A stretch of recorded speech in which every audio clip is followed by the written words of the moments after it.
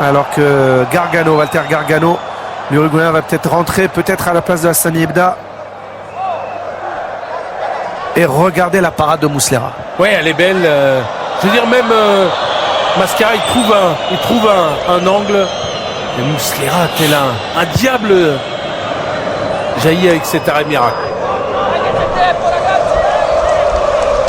Et on a entendu Walter Mazzarri dire c'è tempo ragazzi, vous avez encore du temps.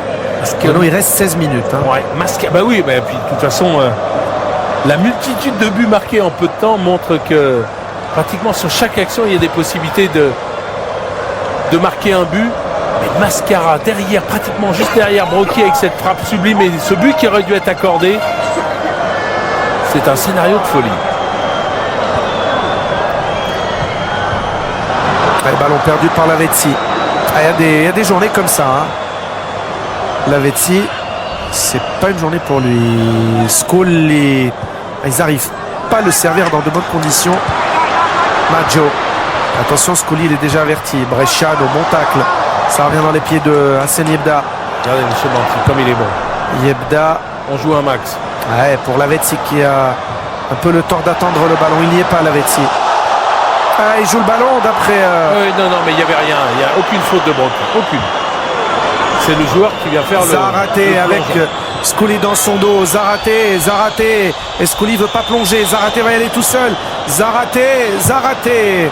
Ah, il en fait un peu trop là. Et c'est Cavani. C'est Edinson Cavani qui fait l'effort.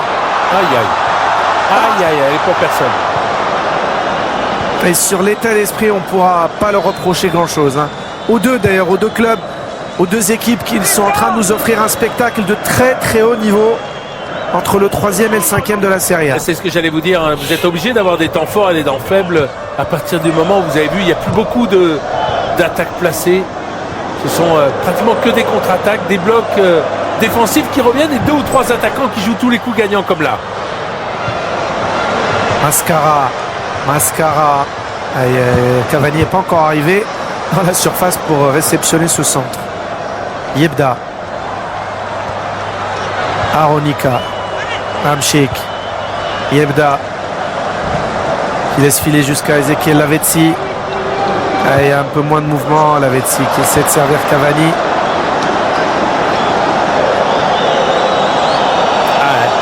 Là, on avait eu le coup d'assommoir en première mi-temps avec l'ouverture du score de Mauri, le capitaine de la Lazio. On est en train d'avoir un petit peu le même effet moralement sur les joueurs du Napoli avec ce 3e but. Et vous avez vu, le ballon n'est toujours pas sorti. Gargano ne peut toujours pas rentrer. Là, c'est le cas.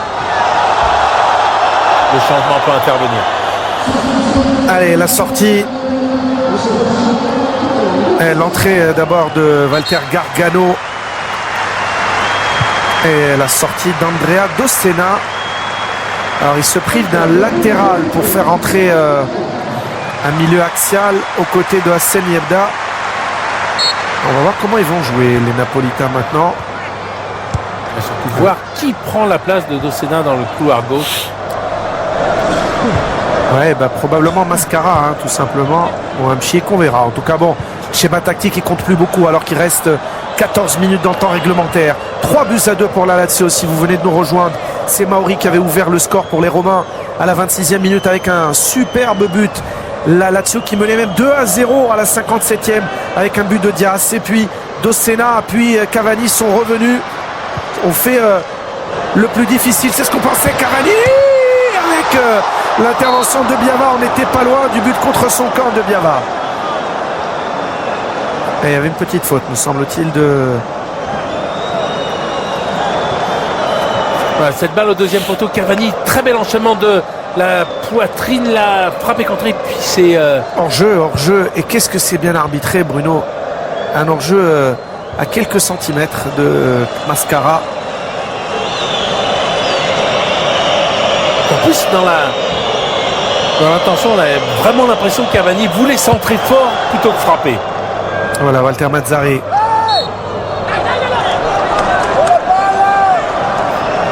Entraîneur chaud bouillant, hein, qui s'en prend souvent à l'arbitrage. Mais là, on verra ce qui va se passer d'ici la fin du match. Il pourra sans doute plus en vouloir à ses joueurs dont certains ont été un peu en dehors du coup. Hamšík. Mascara. Ou plutôt Lavezzi. Lavezzi. Déviation de Garrido. Ouais, il en a pris. Garrido. Cavani, lui, c'était absolument pas arrêté sur cette. Allez, il faut revenir au direct.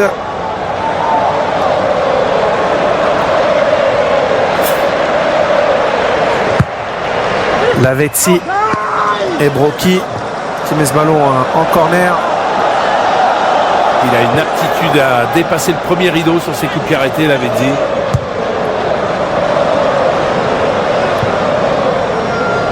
Lavezzi. Il va essayer de provoquer. Ouais, le bon centre au deuxième poteau pour Maggio. Ça revient à Ronica.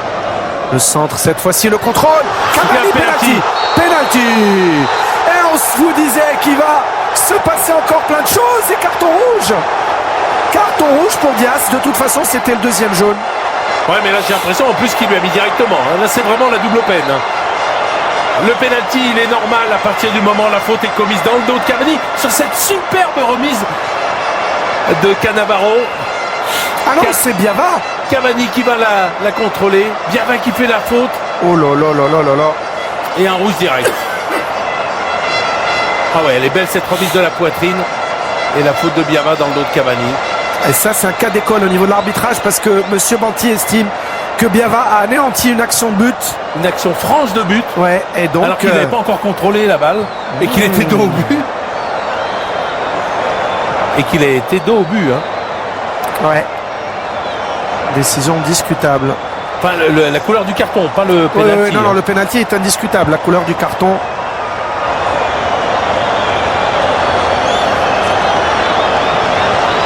Allez, Bruno, faut se mouiller là. Sur le fait de quoi? Sur le rouge.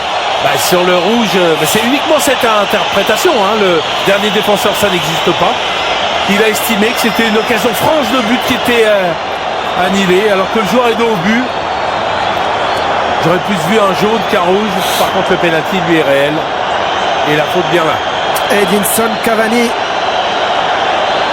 face à son copain Fernando Muslera. Et Muslera avait dit cette semaine, s'il y a un penalty pour le Napoli, mon pote Edinson ne va pas le marquer. On rappelle, Cavani est uruguayen, Muslera est uruguayen. Ils ont disputé ensemble la Coupe du Monde 2010. Edinson Cavani a marqué 3 pénaltys cette saison. Côté gauche, c'était il y a quelques jours contre Brescia, à droite du gardien. 81e minute. Le Stade São Paulo retient son souffle. Cavani, El Matador, a au bout du pied l'occasion d'égaliser. Et c'est fait. 3-3. Le Napoli revient encore une fois dans le match. Et Cavani inscrit son 24e but de la saison. Fernando Muslera, son pote uruguayen, n'a pas tenu sa promesse. Il n'a pas arrêté le coup de pied de Cavani. 3 partout. Les 9 dernières minutes vont être de folie. Ouais, puis il est magnifique. D'abord, il est pris à contre-pied. En plus, il inverse son côté par rapport à Brescia. Le dernier match où il a donné la victoire au Napoli sur le deuxième but. Qu'il est fort cette saison, autant à la tête que dans le jeu, Cavani.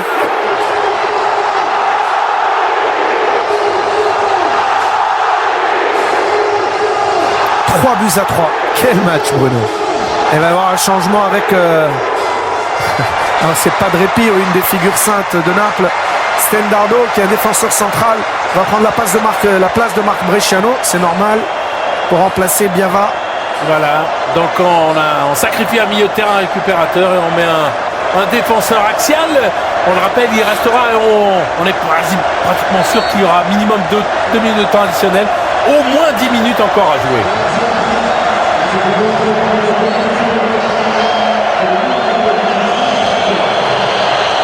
Et en tout cas, quoi qu'il arrive, il y aura des débats dans les radios romaines. C'est Floccari qui va rentrer peut-être à la place de Zarate, l'attaquant de la Lazio. Des débats sans fin sur l'arbitrage dans les radios romaines. C'est-à-dire qu'on va pas vous passer en boucle la frappe de Brocchi. Alors Monsieur Banti qui va venir calmer les esprits. Zarate. Allez, Floccari qui est plus un avant-centre qui va entrer à la place de Zarate. comme à son habitude, aura fait un match plein de promesses, Ah oui, plein de talent. Oui, Mais bon, mais il était tout seul, hein. Il était isolé devant Zárate. il aura fait ses deux changements. Eddie Rea.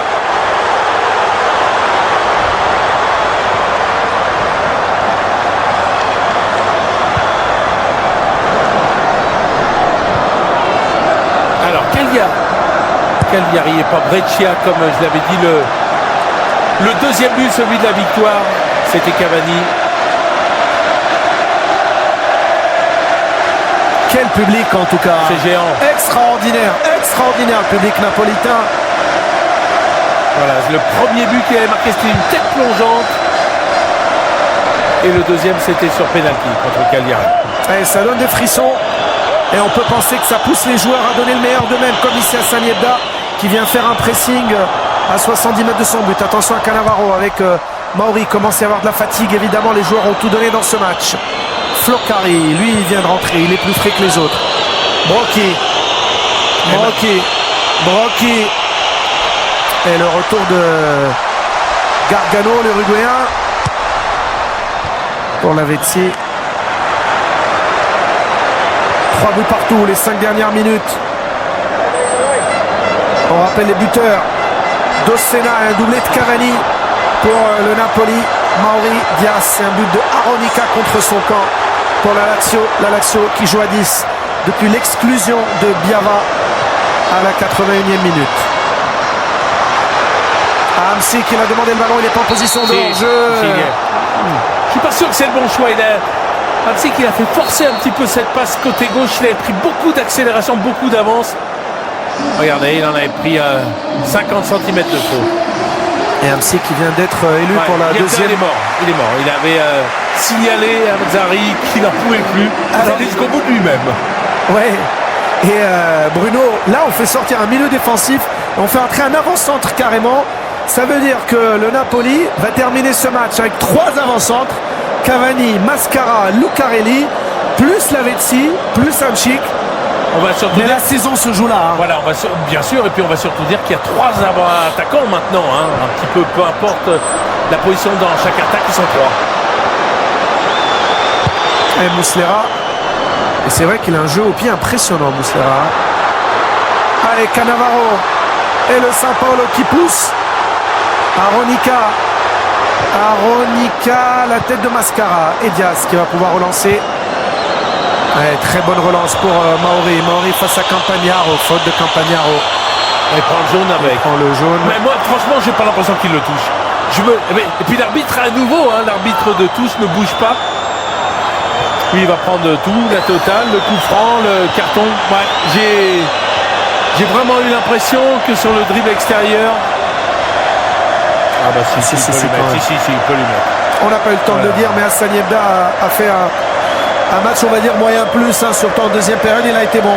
Première période plus timide. Il a récupéré énormément de ballons avec des ballons propres en deuxième mi-temps. Beaucoup plus dans le moyen comme toute son équipe en première période. Faute sur Floccari. Non, il laisse jouer. Cette fois-ci, il va y avoir faute. Sur Mauri, ça va donner un bon coup franc. Ah, ils arrivent en retard maintenant à chaque fois. Hamsik, c'est lui qui vient de commettre cette faute.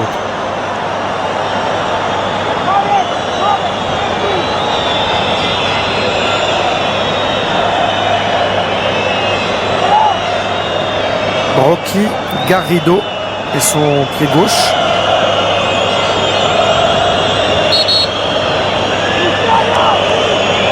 Conciliabule entre Stefano Mauri et Garrido. Morgan De Santis place son mur.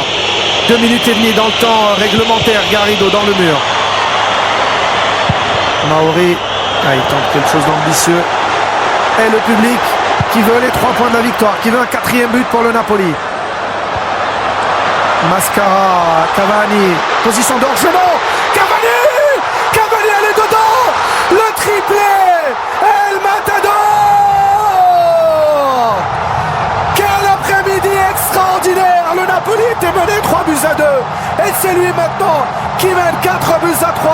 Et en plus, Edison Cavani qui signe le triplé.